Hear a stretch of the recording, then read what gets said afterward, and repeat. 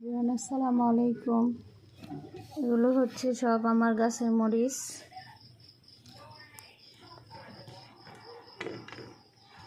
যে দেখেন বোম্বাই মরিচগুলা কি রকম সুন্দর হয়েছে, কিন্তু দুঃখের বিষয় সবগুলা মরিচ ছিঁড়ে ফেলতে হয়েছে অতিরিক্ত বৃষ্টির কারণে।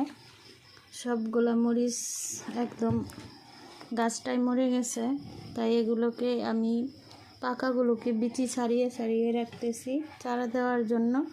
আর এগুলোকে এখন আমি নাগামরিচের আচার বানিয়ে রাইখা দিব।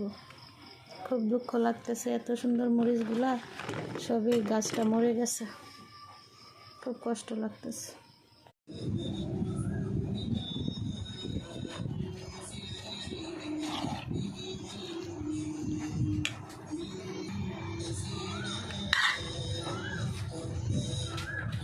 গ্যাস আবার দিয়ে খাইলা।